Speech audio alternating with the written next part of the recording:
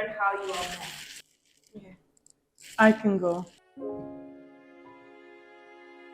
I'll start with Lisa. It was at Yale International Students Orientation. And I remember seeing her in the distance. She was wearing a red t-shirt, overalls, and had this striped backpack. And honestly, I did not think that we were going to actually be friends. And then we became friends. I don't really know what exactly happened, but I just remember there was one night where my roommates had sextiled me. And so I had nowhere to sleep. So I ended up staying at, no, you had been sextiled. Yeah. And then she ended up staying at my place and we shared this like tiny little bed. And it was just a very cute bonding moment. And then after that, I feel like we just became really good friends since then. And then Afua, how will I describe it? You know those people that just show up when you need help and at the right time? We went to the same high school. We were in the same boarding house. And I had this computer science assignment that was killing me. I had basically lost my entire file. I had like a 1-week deadline and I was crying and like so sad and like stressed. And then I ran into Afua and she was like, no, just come to my room and like sit down and like code and like it'll be fine. And like ever since then, I just spent more time in her room. She was helping me with school. We became friends. And then I don't know, it's just continued since then. And a lot of times I've had like very crazy life moments. Like she's always been right there to like have some piece of advice or like some method or solution, even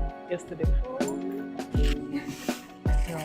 Me and Lisa, oh yeah. Yeah, I thought you were really cool. I felt like closer to you when we were applying for jobs together. Even though we were like in different countries. So we interview prepped. Yeah, we interview prepped together. So that was just like nice. It was like very safe with you. So I like that. All right, so when I say the word friend, what comes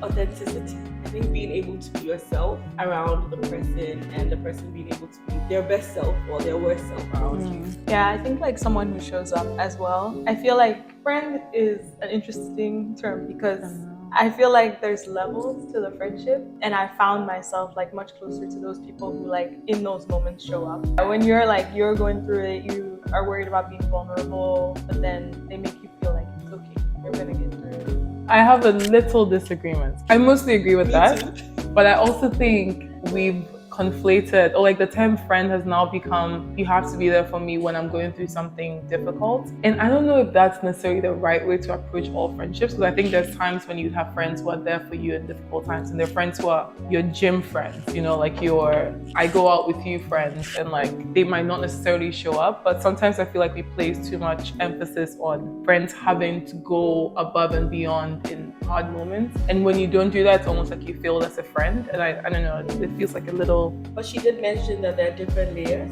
Yeah. So I think she means like your most intimate friends. Yeah. I was listening to this podcast about friendship and they were talking about how a lot of people, as we are like adulting, right? People find it easier to be there for you in your lowest moments because they feel better about themselves. But when you have a friend who can celebrate your successes and your wins with you and is genuinely happy for you, that is your real friend. So I guess they're different. That's true. They're different schools of thought, you know, because some people are like, oh my gosh, there's a miscarriage. Oh, let me just be there for them. At least I feel better about myself, right?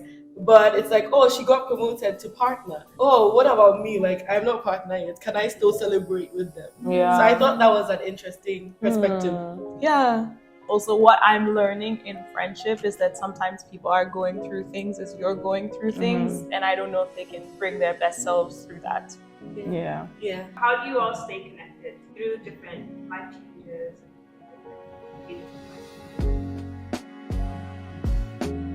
Phone calls. FaceTime. Yeah.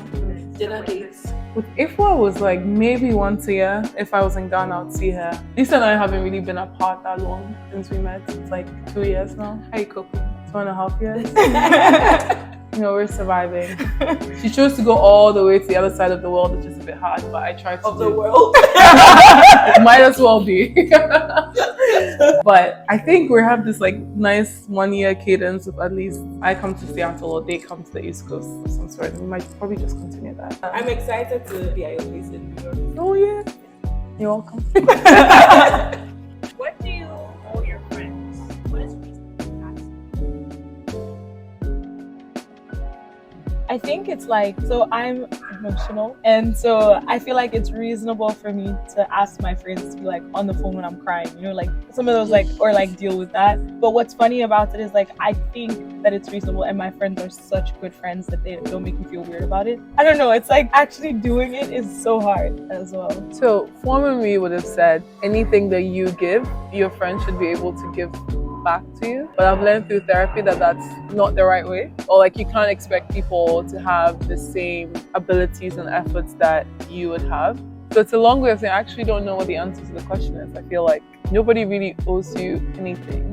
But I guess that's why you're friends with people, because you know that they don't owe you the thing, but they're still willing to give it to you. So will you be in an unrequited like No. friendship? So then that's like conflicting, because you're saying that they don't owe you anything, but then if they don't reciprocate your actions, you... No, I think it's more in the past I would have wanted them to reciprocate my actions. But in the grand scheme of things, like nobody in this world owes you anything. And the reason why you're friends with people is because as much as like Lisa's like, I want my friends to be there for me on the phone when I'm sad, like your friends don't owe you that time, but they're willing to give that time to you regardless. And so it's that level of selflessness that comes with friendships that I feel makes people closer. But I don't know, I still feel like nobody owes you anything. I also think on like the reciprocating, like back to like people being different. Like I can never plan a party for you the way you plan mine. You know what I mean? Like there's just some of these things that like what's nice about your friends are not you. And so their way of giving to you isn't always the way you